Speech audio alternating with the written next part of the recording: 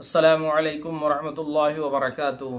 हज़रत अबू हुरैरा रज़ियल्लाहु ताला अन्हु से रिवायत है कि हुज़ूर सल्लल्लाहु अलैहि वसल्लम इरशाद फरमाते हैं कि मर्दों को सोने की अंगूठी से मना फरमाया, यानी गोल्ड की अंगुश्तरी यानी रिंग से मना फरमाया है।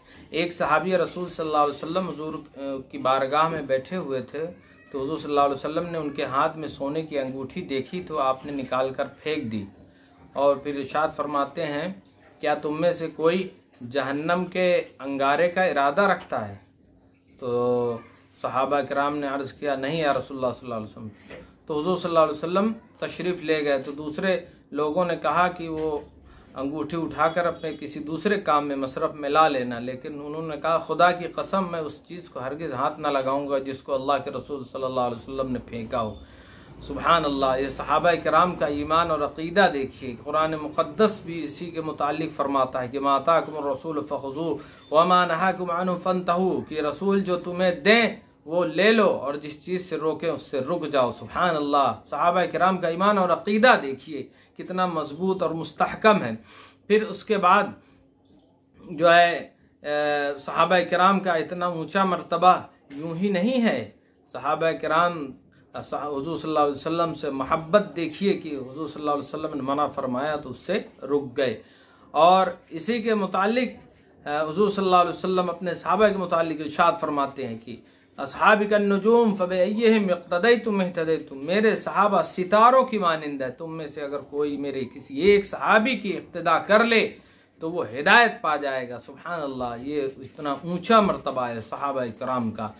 फिर उसके बाद एक और मजलिस में एक सहाबी रसूल अंगूठी में पीतल की हाथ में पीतल की अंगूठी पहने हुए थे। हुज़ूर सल्लल्लाहु अलैहि वसल्लम ने इरशाद फरमाया, क्या बात है कि मैं तुम्हारे हाथ में या तुम्हारे पास से बुत की बू महसूस कर रहा हूँ। तो उन्होंने क्या किया, पीतल की अंगूठी निकाल कर फेंक दिया। दूसरे दिन वो सहाबी रसूल लोहे की अंगूठी पहन करके आए तो हुज़ूर सल्लल्लाहु अलैहि वसल्लम ने इरशाद फरमाया, क्या बात है कि मैं तुम में जहन्नमियों का जेवर देख रहा हूँ। तो उन्होंने वो भी निकाल कर फेंक दिया और अर्ज़ किया, या रसूलुल्लाह सल्लल्लाहु अलैहि वसल्लम लोग क्या पहने? तो हुज़ूर ने इरशाद फरमाया कि चांदी की अंगूठी पहनो जो एक मिसकाल से कम हो, यानी उससे एक मिसकाल यानी 4.5 माशा, और 4.5 माशा आज के एतबार से 4.5 ग्राम से थोड़ा कम कि आप अंगूठी बनवाइए, वो भी एक नगीने वाली, एक पत्थर या एक डायमंड या एक हीरे वाली। उसमें कई छोटे छोटे हीरे नहीं होने चाहिए, चाहे छोटा एक हो या बड़ा एक हो। हाँ, उस हिसाब से एक नगीने वाली मर्द के लिए चांदी की अंगूठी जायज़ है, और वो भी उसका हिस्सा इस तरफ रखें, ये नग का हिस्सा अंदर की तरफ रखें। औरतों के लिए हुक्म है कि वो बाहर को रखें।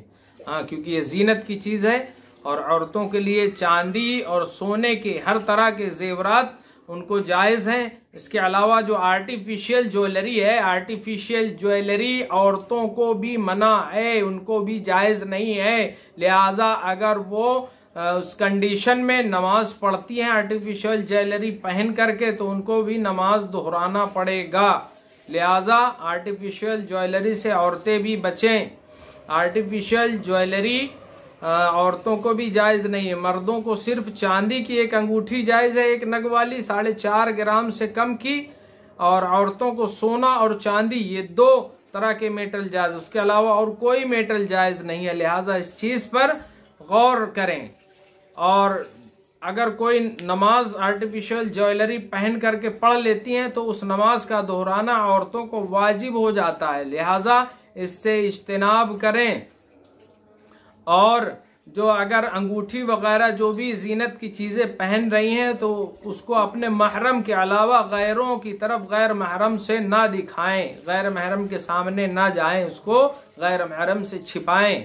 मर्द लोग एक से ज़ायद अगर अंगूठी पहनते हैं तो उनके लिए भी ये हुक्म है कि वो लोगों की भी नमाज मकरूह तहरीमी होगी अगर एक से ज़ायद अंगूठी पहन करके नमाज पढ़ते हैं। जो लोग एक से ज़ायद अंगूठी पहन करके नमाज पढ़ते हैं उनकी भी नमाज मकरूह तहरीमी होती है, वाजिबुल इआदा, उनको भी नमाज दोहराना वाजिब हो जाएगा उतार करके। अस्सलामु अलैकुम।